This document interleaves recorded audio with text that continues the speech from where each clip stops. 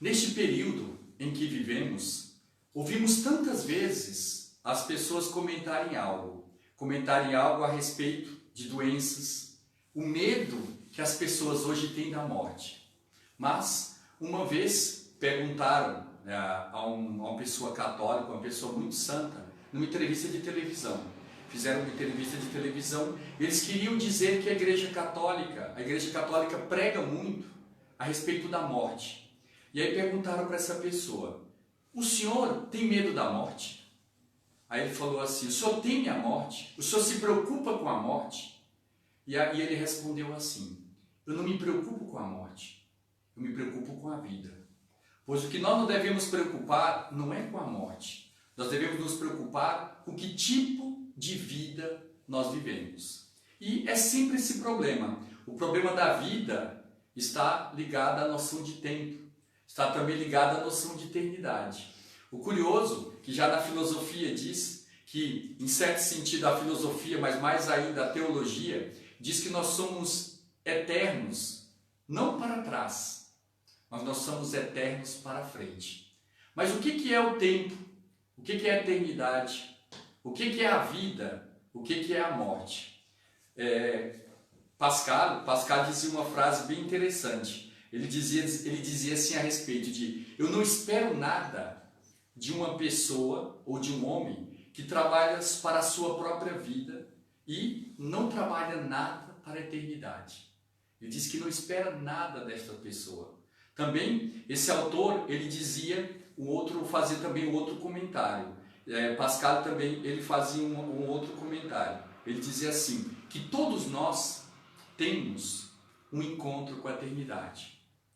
Ou seja, em determinado momento vamos morrer. Em determinado momento vamos desaparecer desta vida e dar início a outra. E todos nós, enquanto seres humanos, temos essa preocupação, porque, embora sejamos finitos, temos um anseio de infinito.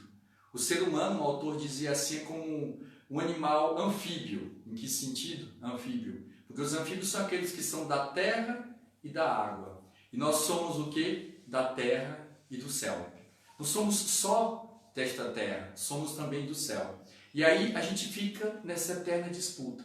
E aí vamos fazer assim alguma pergunta: mas o que é o tempo?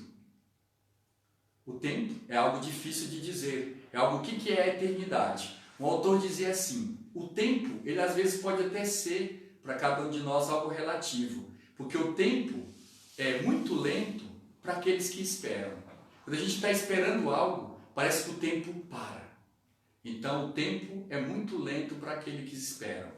Mas por outro lado, o tempo ele é muito rápido para aqueles que têm medo de algo.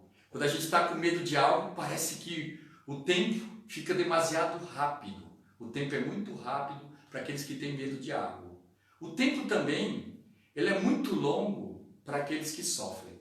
Quando a gente está sofrendo, tem a impressão também que o tempo está demorando, ele é muito mais longo. Por outro lado, o tempo também ele é muito breve quando a gente está alegre.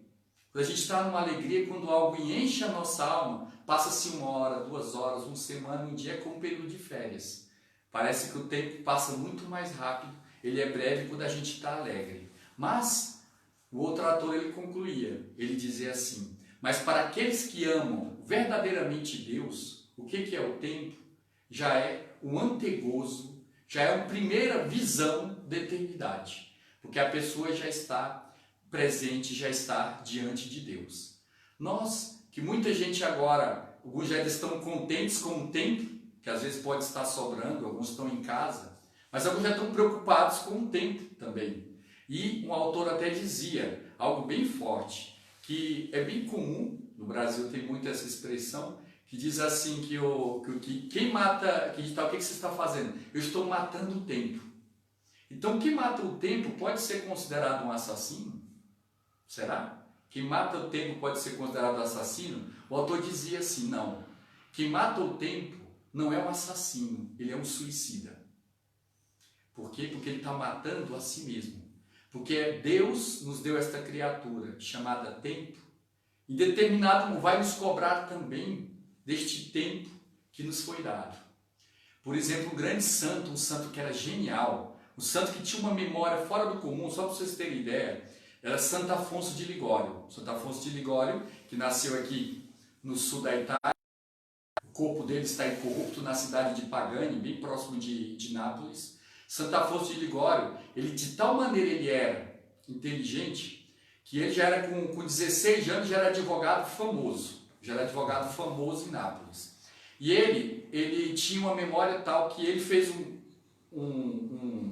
um propósito, e é isso que eu quero falar, porque estamos falando do tempo, de nunca perder tempo.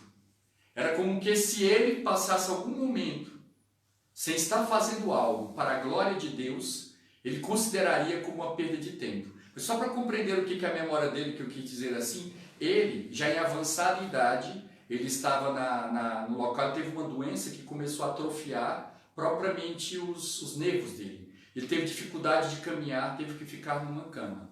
E aí ele ficou deitado na cama, apoiado assim, um pouco mais levantado, e ele começou a pedir então papel, pediu uma pena, começou a escrever, e aí ele passava com uma espécie de prancheta deitado escrevendo.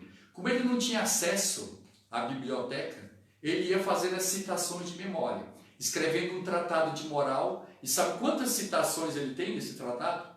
Nessa coleção de livros? 11.000 citações de memória. Por quê? Porque ele naquele estado, 11.000 citações de memória. Porque ele, mesmo numa cama, naquele estado, ele considerava que se ele não estivesse fazendo algo para a glória de Deus, o que ele estava fazendo?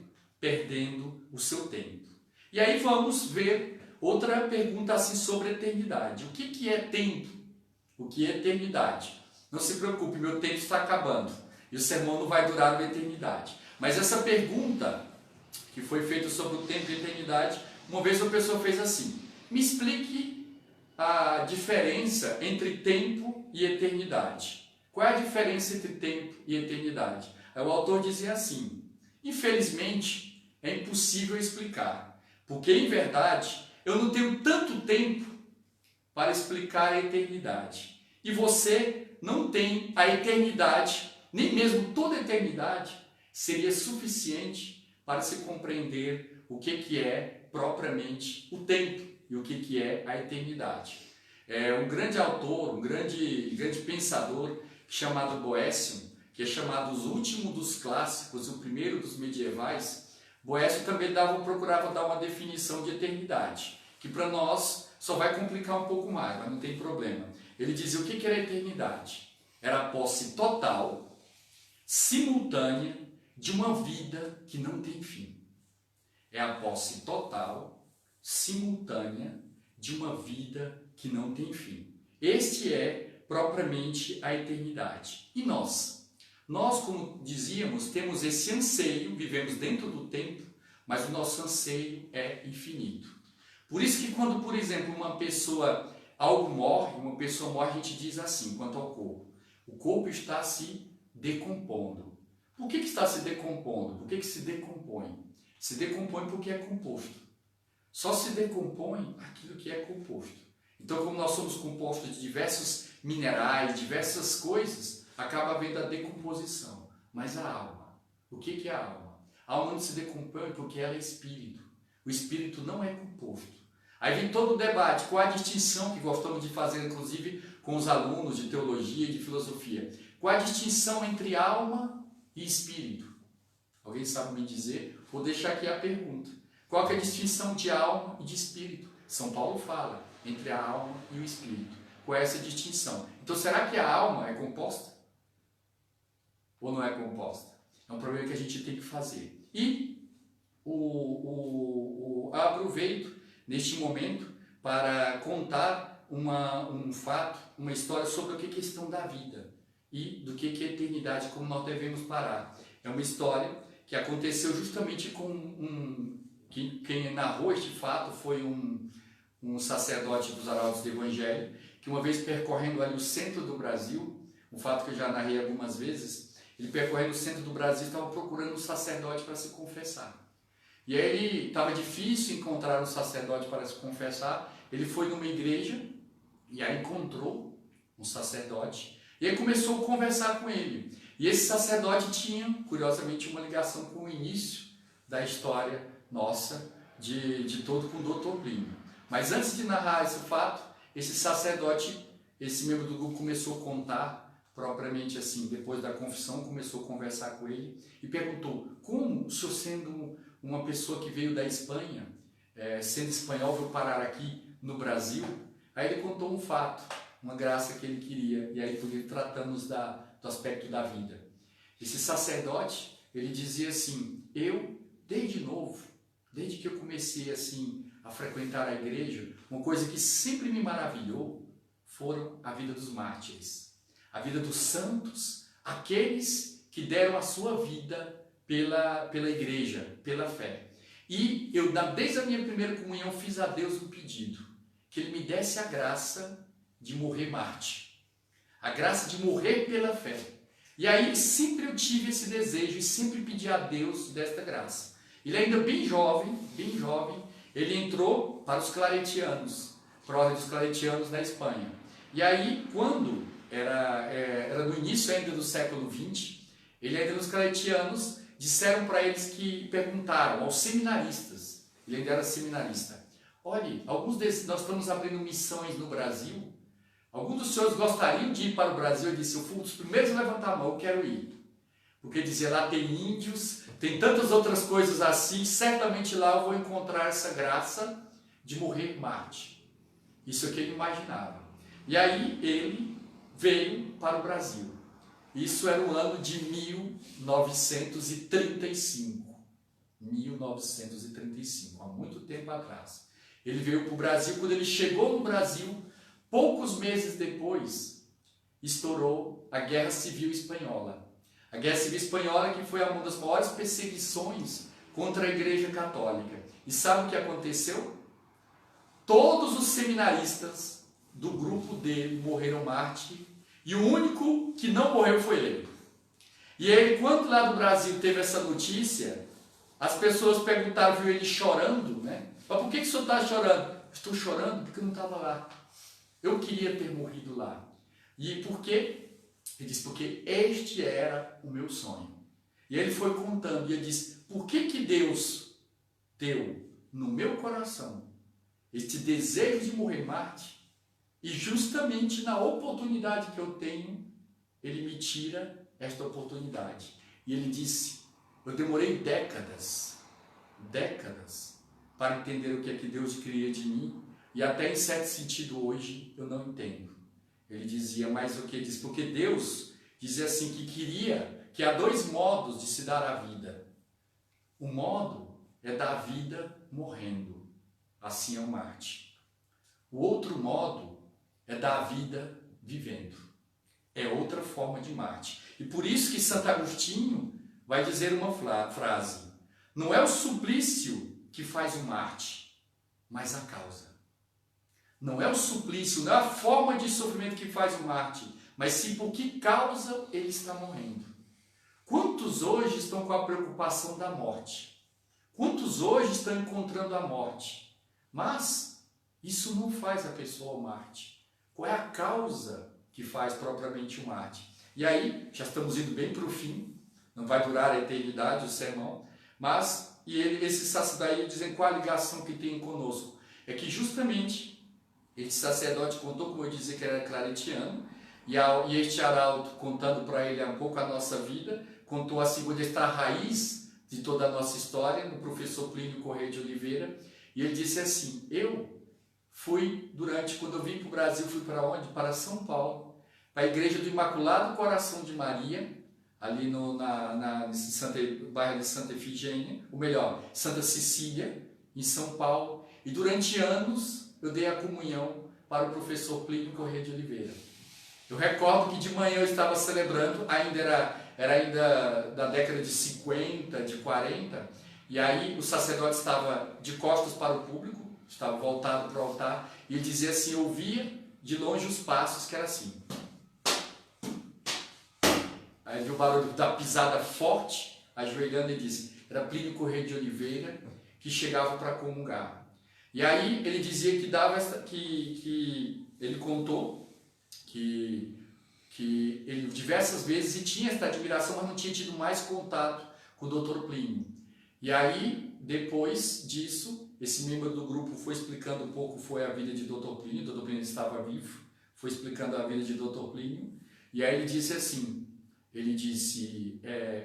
esse membro do grupo depois conversou com ele, e esse sacerdote ficou tocado também com todo o sofrimento de Dr. Plínio, a perseguição que Dr. Plínio tinha sofrido. E aí esse membro do grupo perguntou para ele, o senhor está disposto então a oferecer a sua vida por todo este apostolado que Dr. Plínio está fazendo? E ele disse, sim, eu estou disposto a entregar a minha vida por todo esse apostolado que Dr. Plínio está fazendo. E aí pouco tempo depois, esse sacerdote faleceu. Esse sacerdote se chama José, era padre José. Pouco tempo depois, esse sacerdote faleceu. E quando contaram para o Dr. Plínio, contaram este fato para ele, disse que lembra deste sacerdote e lembra o quanto ele era solícito nas vezes em que teve que dar para o Dr. Plínio quando ele não conseguiu pegar a missa. Ele deu várias vezes a comunhão para o Dr. Plínio. E aí dizia o quanto ele foi solícito. E aí, repito aqui, já vamos encerrando, a frase de Santo Agostinho. Não é o suplício, não é o sofrimento que faz o Marte, mas sim a causa. Então, devemos saber que, como vai dizer, por exemplo, esse grande santo, Santo Isidoro de Sevilha, ele dizia o seguinte, aprenda como se fosse viver para sempre. Viva como se fosse morrer amanhã. Este é o conselho que Santo Isidoro de Sevilha dava para cada um de nós. Peçamos a nosso Senhor Jesus Cristo, a Nossa Senhora, esta graça de vivermos dentro do tempo, mas sempre com os olhos postos na eternidade. Louvado seja nosso Senhor Jesus Cristo. Para sempre seja louvado.